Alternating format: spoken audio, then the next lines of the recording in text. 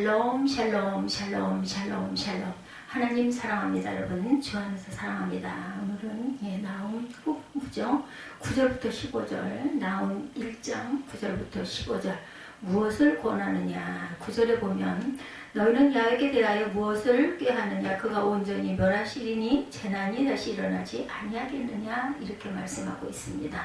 너희는 야훼께 대하여 무엇을 꾀하느냐, 무엇을 구하느냐. 그가 온전히 멸하시니 재난이 다시 일어나지 아니하리라. 가시덤불같이 엉클어졌고 술을 마신 것 같이 취한 그들은 마른 지푸라기같이 모두 탈 것이거늘 야훼께 악을 꾀하는 한 사람이 너희 중에 와서 사악한 것을 권하는도다. 야훼께서 이같이 말씀하시기를 그들이 비록 강하고 많을지라도 반드시 멸절을 당하리니 그가 없어지리라. 내가 전에는 너희를 괴롭혔으나 다시는 너희를 괴롭히지 아니할 것이라. 이제 내게 지운 그의 멍에를 내가 깨뜨리고 내 결박을 끊으리라. 나 야훼가 내게 대하여 명령하였나니 내 이름이 다시는 전파되지 않을 것이라. 내가 내 신들의 집에서 새긴 우상과 부은 우상을 멸절하여 내 무덤을 준비하리니 이는 내가 쓸모없게 되었습니다. 볼지어다 아름다운 소식을 알리고 평화를 전하는 자의 발이 산 위에 있도다. 유다야 내 절기를 지키고 내 서원을 갚을지어다. 악인이 진멸되었으니 그가 다시는 내 가운데로 통행하지 아니하리로다 하시느니라. 나훔 시대는 아수르가 지배하는 사회였어요. 그렇죠? 아수르 산헤립은 하나님에 대해서 악을 꾀하고 사악한 것을 권하는 사람이었습니다. 오늘 본문에 보면 너희는 야훼께 대하여서 무엇을 꾀하느냐. 야훼께 악을 꾀하는 한 사람이 너희 중에 나와서 사악한 것을 권한다. 이렇게 얘기하고 있습니다. 당시 니느웨 즉 아수르는 세상에서 가장 강한 군대를 가지고 있는 아주 강한 강대국이었어요. 그래서 이들이 꾀하고 권하는 것은 매력이 있어 보입니다. 뿐만 아니라 위협적이기도 했겠죠. 그래서 많은 사람들이 아수르의 산헤립이 꾀하고 권하는 일을 따라서 합니다. 하나님을 대적하고 사악한 것을 쫓아갑니다. 심지어는 하나님의 백성들조차도 하나님의 선지자들을 통해서 권하는 것보다 아수르가 꾀하여 권하는 것을 따라가게 바빠요. 눈에 그럴듯해 보이니까 먹음직하고 보암직하고 아주 이익스러우니까 그렇게 가죠. 스스로 알아서 간다는 말 있죠. 영향력 있는 사람 앞에서는 상대가 요구하지 않아도 알아서 눈치껏 움직이는 거죠. 그러나 나훔 선지자는 이런 아수르가 꾀하고 권하는 사악한 것과 그것을 따라가는 것들에 대해서 분명하게 경고합니다. 그들은 마른 지푸라기같이 탈 것이며 그들이 비록 강하고 많을지라도 반드시 멸절을 당하리니 그가 다시는 내 가운데로 통행하지 아니하리로다 말합니다. 꾀하고 권하는 첫 번째 수혜자나 피해자는 바로 꾀하고 권하는 바로 당사자라는 사실을 잊어서는 안 될 것입니다. 악을 꾀하고 사악한 것을 권하는 아수르가 멸망당했다는 이 아름다운 소식을 전하려고 준비하고 있는 자의 발이 산 위에 있다라고 말합니다. 15절에 볼지어다 아름다운 소식을 알려고 화평을 전하는 자의 발이 산 위에 있도다. 유다야 내 절기를 지키고 내 서원을 갚을지어다. 악인이 진멸되었으니 그가 다시는 내 가운데로 통행하지 아니하리로다 하시는지라. 느느웨가 당연히 멸망당할 때가 있었듯이 오늘 악인이 꾀하는 것과 권하는 것도 당연히 멸망당할 때가 있다는 거죠. 그리고 우리는 악인의 득세 때문에 절망하거나 우리가 가야 하는 길을 가지 못하는 어리석은 사람이 되지 말아야 합니다. 나훔 성경이 전해지던 그때 아직 아수르는 망하지 않았을 때입니다.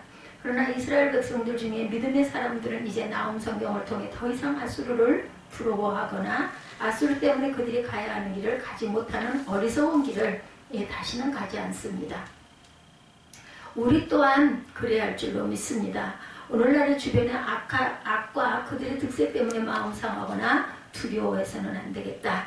그리고 그들이 꾀하고 권하는 것을 따라가서는 당연히 더욱더 안 되겠죠. 은근히 악을 꾀하고 죄를 짓고 살도록 권하는 사람과 사회는 위험한 사람이고 위험한 사회입니다. 선한 일을 꾀하고 선한 일을 권하는 사람과 사회가 되도록 기도할 수 있기를 주님의 이름으로 축복합니다. 그리고 악을 꾀하고 권할지라도 끝까지 믿음을 지키고 소망을 하나님께 두고 살아갈 수 있기를 바랍니다. 오맑은 햇빛도 참 아름답다. 이 시가 있죠. 외국 가곡입니다. 12소선지서 가운데 하나인 나훔서의 1장에는 그런 느낌을 주는 부분들이 몇 군데 있습니다. 2장에도 여러 군데 있죠. 나훔서는 아수르 제국의 서울인 니느웨의 멸망을 선포하는 성경.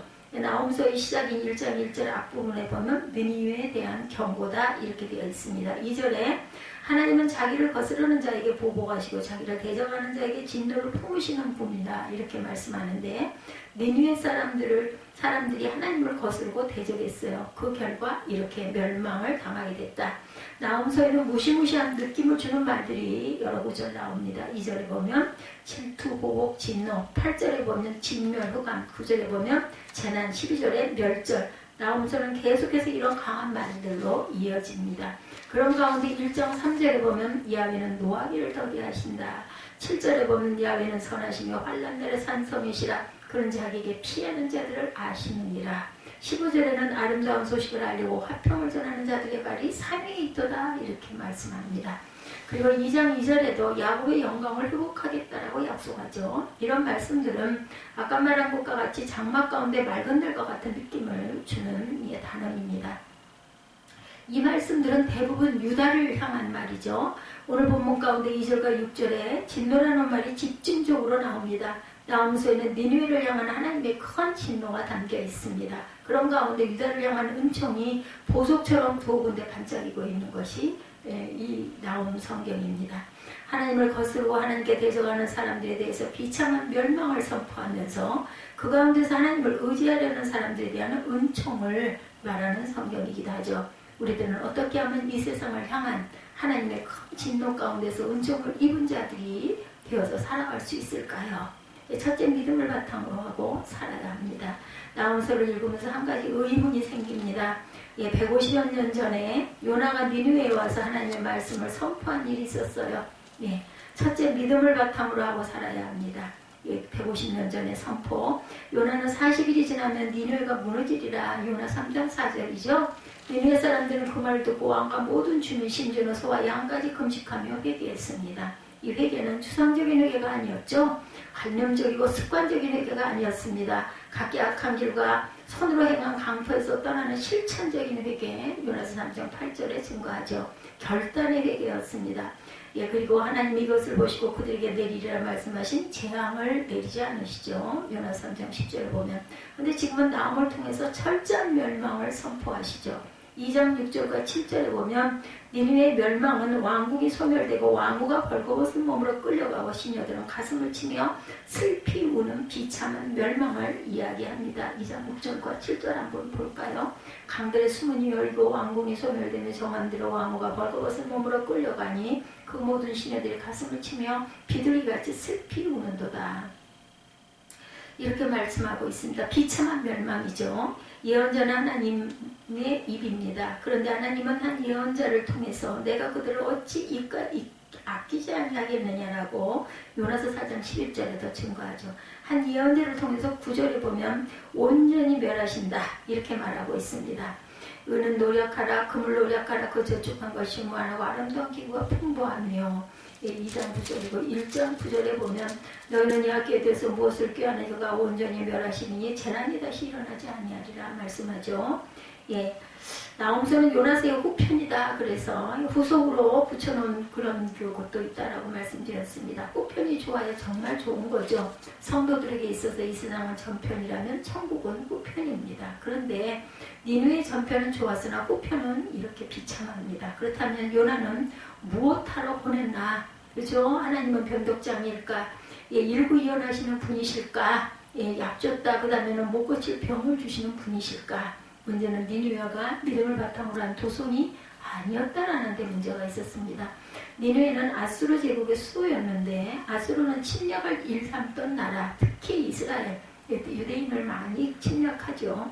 유다의 형제 국가인 북왕국 이스라엘도 아수르에 의해서 멸망을 당했습니다. 나홈 3장에 보면 니느웨를 피의 성이다 이렇게 부르고 있습니다. 거짓이 가득하며 탈취가 떠나지 않는 곳이라고. 휙휙하는 채찍 소리, 윙윙하는 병거 바퀴 소리, 뛰는 말, 달리는 병거, 충돌하는 기병, 번쩍이는 칼, 번개 같은 창, 무수한 시체 이렇게 표현합니다. 싸움을 좋아하는 도성의 모습이 눈에 보이죠. 이와 같이 생생한 표현을 구사하고 있기 때문에 나홈은 예언자이면서 동시에 묘사력이 뛰어난 문학가라는 평가를 받고 있습니다. 니느웨는 이방 도시였죠. 요나 때 일은 한때 있었던 일입니다. 그때 그 회개운동이 이어지지를 않습니다. 한때 물이 솟구쳤다가 잠시 후 아주 말라버린 사막과 같은 곳이었어요. 니느웨는 요나서 1장 2절의 표현과 같이 다시 악독한 성이 됩니다. 니느웨 주민들은 요나가 방문해서 하나님의 말씀을 선포했던 일은 까맣게 잊어버립니다. 여기에 대해 유다는 믿음의 바탕이 된 나라였어요. 유다도 잘못한 일들이 많죠. 우상을 숭배하고 범죄가 많았습니다. 그래도 하나님께 드리는 제사가 끊어지지는 않았어요. 예언자들이 끊임없이 하나님의 말씀을 선포했고 때때로 회개운동이 일어나고 종교개혁 운동이 일어나기도 합니다. 미약하지만 그래도 믿음의 냇물, 말씀의 냇물이 소리를 내며 끊임없이 흐르고 있었어요. 여러분 믿음 중심의 사람들이 되시기 바랍니다. 때로는 믿음을 멀리하고 때로는 넘어지고 때로는 믿지 않는 사람과 다를 것이 없는 생활을 하고 그래도 믿음을 버리지 않는 사람, 믿음이 있는 사람, 믿음을 간직한 사람, 믿음을 소중하게 여기는 저와 여러분들이 되시기를 주님의 이름으로 축복합니다. 사람에게 있어서 제일 중요한 것은 중심에 무엇이 있느냐, 이것이 중요하죠. 중심에 믿음이 자리 잡고 있는 사람이 되시기를 바랍니다. 그래도 믿는 사람은 달라 하는 소리를 들으시기 바랍니다. 하나님은 큰 진노 중이라도 그런 사람들에게 은총을 베푸십니다. 믿음을 바탕으로 한 사람들이 되어서 하나님의 은총을 입은 성도들이 되기를 주님의 이름으로 축복합니다. 둘째, 하나님을 향하여 부르짖을 줄 알아야 합니다. 아브라함의 부인 사라가 아기를 낳지 못하죠. 사라는 자기 여종 하갈을 남편에게 첩으로 주어서 배신 아이를 낳도록 합니다. 그 아이가 이스마엘이죠. 그 다음에 하나님의 은혜로 사라가 이삭을 낳습니다. 아브라함은 하갈과 이스마엘을 내보내죠. 떡과 물 한 가죽 부대를 주어서 내보냅니다. 이들 모자는 부엘세바 광야에 방향하다가 물이 떨어져 버리자 죽을 수밖에 없는 형편이 되어서 하갈은 아이를 바라보며 소리내어 웁니다. 하나님의 사자가 하갈에게 두려워하지 말라고 하시고 너희 아들이 큰 민족을 이룰 것이라고 하죠. 그 말씀대로 이스마엘의 후손은 오늘날 아랍 족속이 되죠. 그리고 하갈의 눈을 밝게 하셔서 샘물을 보게 하십니다. 하갈과 이스마엘은 광야에서 하나님의 은총을 입은 자가 되죠. 성경에는 하나님이 그 어린아이의 소리를 들으셨다라고 창세기 21장 17절에 기록합니다. 하갈이 아이를 바라보며 울지 않고 하나님을 향하여 소리내어 울부짖었더라면 자기의 억울함도 힘든 처지로 호소했다면 하나님이 하갈의 소리를 들으시고 이와 같은 은혜를 베푸셨다고 기록되어 있을 것입니다.